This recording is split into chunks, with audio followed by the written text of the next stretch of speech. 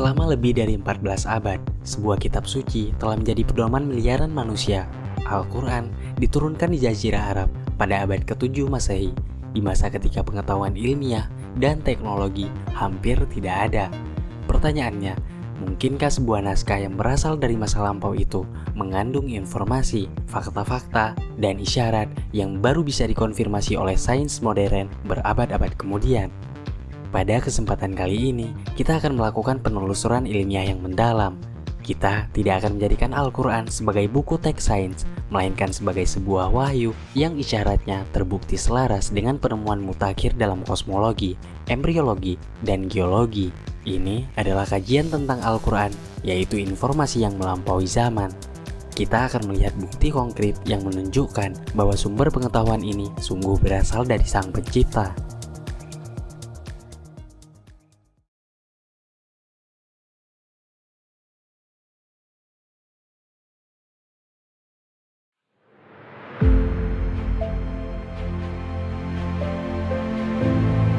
Langit dan bumi itu, keduanya dahulu adalah suatu yang padu. Kemudian kami pisahkan antara keduanya. Quran Surah Al-Anbiya ayat 30.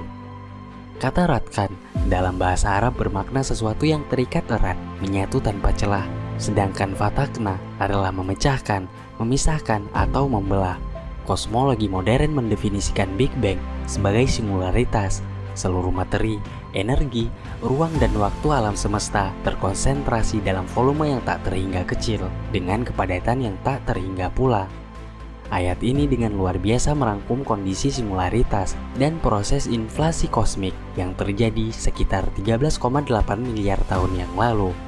Dan yang paling mencengangkan, Al-Quran tidak hanya bicara peristiwa ledakan, tetapi tentang kondisi awal yang menyatu, sebuah konsep yang baru dikembangkan oleh George Lemaitre pada tahun 1927. Dan langit itu kami bangun dengan kekuasaan kami, dan sesungguhnya kami benar-benar meluaskannya. Quran Surah Az-Zariyat ayat 47. Dalam tata bahasa Arab, lamu se'un menggunakan isim fa'il, yaitu kata kerja pasif dengan penekanan ganda, inna, dan lam, yang menunjukkan sebuah proses yang berkelanjutan, terus-menerus, dan aktif. Hal ini sangat selaras dengan hukum fisika yang ditemukan oleh Edwin Hubble pada tahun 1929 melalui pengamatan pergeseran merah atau redshift galaksi. Hubble membuktikan bahwa alam semesta tidak statis, melainkan terus berkembang dan meluas. Ayat ini bukan hanya sebuah deskripsi, tetapi sebuah pernyataan dinamika alam semesta yang memerlukan pemahaman tentang relativitas umum Einstein yang jelas-jelas mustahil dicapai pada abad ke-7.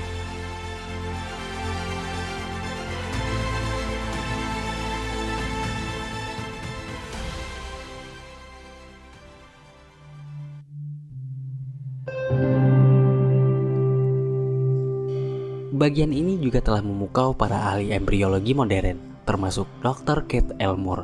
Al-Quran mendeskripsikan tahapan yang tidak terlihat oleh mata telanjang, apalagi tanpa mikroskop.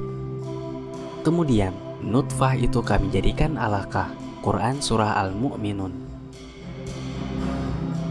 Yang kita tahu, alaqah punya 3 makna, yaitu melekat erat, gumpalan darah, dan lintah.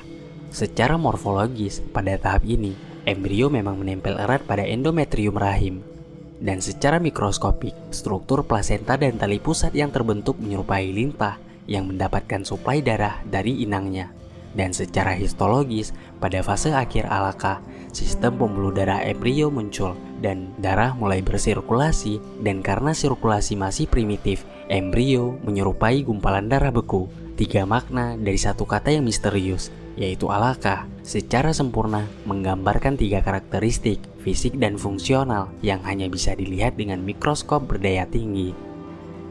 Lalu, alaqah itu kami jadikan mudghah. Quran Surah Al-Mu'minun.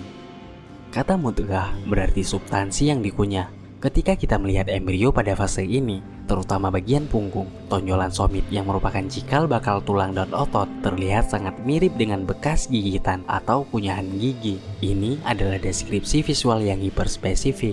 Lebih lanjut, ayat berikutnya memberikan urutan penciptaan yang krusial dengan kalimat, lalu segumpal daging itu kami jadikan tulang belulang. Lalu tulang belulang itu kami bungkus dengan daging. Ilmu embriologi modern mengkonfirmasi bahwa kartilago atau tulang rawan muncul pertama kali diikuti oleh perkembangan otot yaitu daging yang melingkari kerangka ini. Urutan ini, tulang sebelum daging, adalah detail ilmiah yang sangat presisi, membalikkan intuisi awam dan baru dikonfirmasi secara medis pada abad ke-20.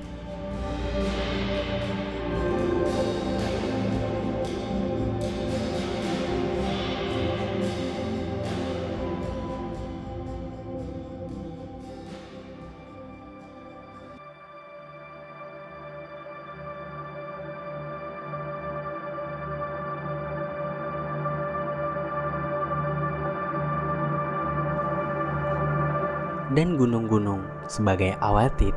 Quran Surah An-Naba ayat 7. Sebelum geologi tektonik lempeng berkembang, manusia hanya melihat gunung sebagai tonjolan di permukaan. Namun awatid, jamak dari wahtat, secara harfiah berarti pasak tenda yang mayoritas masanya tersembunyi di dalam tanah untuk memberikan stabilitas. Ini selaras dengan teori isostasi dalam geologi yang membuktikan bahwa gunung adalah massa yang sangat besar yang menyeimbangkan dirinya sendiri. Setiap gunung memiliki akar gunung yang mencapai lapisan astenosfer, yaitu lapisan di bawah kerak bumi. Akar ini bisa mencapai 10 hingga 15 kali lipat ketinggian gunung di atas permukaan.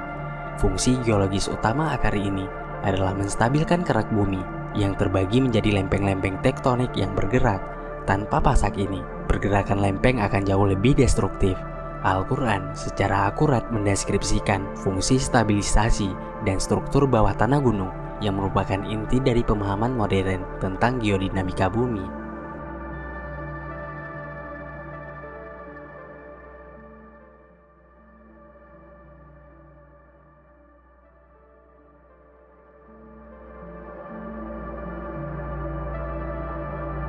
Dia membiarkan dua lautan mengalir yang keduanya kemudian bertemu. Antara keduanya ada barzah, yaitu batas yang tidak dilampaui oleh masing-masing. Quran Surah Ar-Rahman ayat 19-20. Ilmu oseanografi memverifikasi fenomena ini di estuari dan pertemuan lautan, misalnya Teluk Aqaba dengan Laut Merah. Ketika dua massa air besar dengan densitas, yaitu kepadatan dan salinitas kadar garam, dan suhu yang berbeda bertemu, mereka tidak langsung bercampur seperti yang diharapkan secara intuitif. Sebaliknya, terbentuklah batas pemisah yang disebut haloklin, yaitu untuk salinitas, dan termoklin, yaitu untuk suhu. Karena adanya perbedaan fisika yang mendasar ini, hukum fisika seperti tegangan permukaan berperan, membuat lapisan air terpisah. Itu seolah-olah ada dinding tipis, yaitu barzah, di antara mereka. Detail ilmiah bahwa batas ini tidak dilampaui, yaitu mereka mempertahankan identitas kimiawinya untuk jarak yang signifikan, adalah akurasi luar biasa yang hanya bisa diketahui melalui kapal selam dan alat ukur hidrologi canggih. Selain ketiga bidang utama, terdapat isyarat-isyarat lain yang menyentuh berbagai disiplin ilmu, seperti misalnya asal mula kehidupan dari air. Dan dari air, kami jadikan segala sesuatu yang hidup. Quran Surah Al-Anbiya ayat 30. Ilmu biologi modern menetapkan bahwa air adalah komponen paling vital bagi sel hidup. Setiap makhluk hidup terdiri sebagian besar dari air, dan manusia mendapatkan sekitar 60%, dan proses metabolisme dasar kehidupan terjadi di lingkungan air. Ayat ini memberikan premis dasar biologi yang universal. Mustahil bagi penduduk gurun di abad ke-7 untuk mengidentifikasi air sebagai dasar segala kehidupan.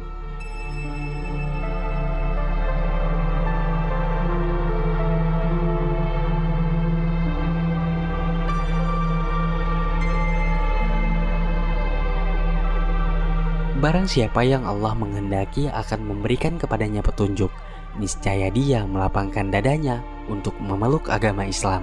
Dan barang siapa yang dikehendaki Allah untuk kesesatannya, niscaya Allah akan menjadikan dadanya sesak lagi sempit, seolah-olah ia sedang mendaki ke langit.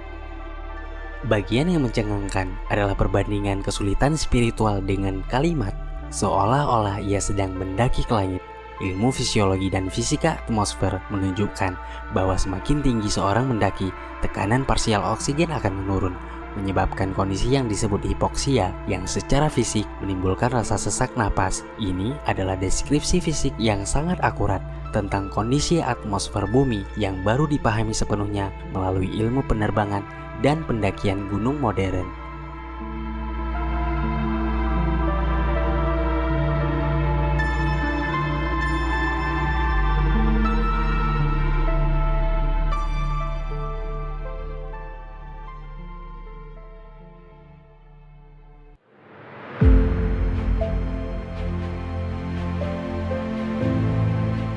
Al-Quran bukanlah manual sains, melainkan kitab petunjuk.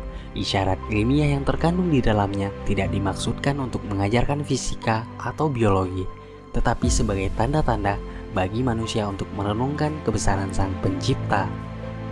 Bagaimana mungkin seorang manusia di abad ke-7 yang buta huruf dan hidup di lingkungan yang minim pengetahuan ilmiah bisa merangkai informasi yang begitu presisi tentang kosmologi, embriologi, dan geologi yang semuanya baru terungkap berabad-abad kemudian melalui teknologi canggih. Dan setiap hipotesis yang mencoba menjelaskan informasi ini sebagai hasil observasi atau kebetulan semata secara ilmiah terdiskreditkan oleh tingkat detail dan akurasi yang luar biasa dari ayat-ayat tersebut.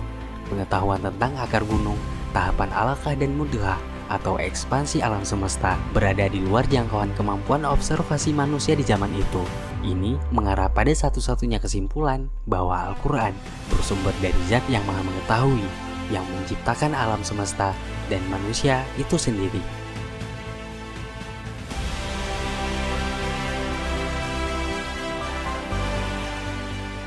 Kami akan memperlihatkan kepada mereka tanda-tanda kebesaran Kami di segenap ufuk dan pada diri mereka sendiri, sehingga jelas bagi mereka bahwa Al-Quran adalah kebenaran.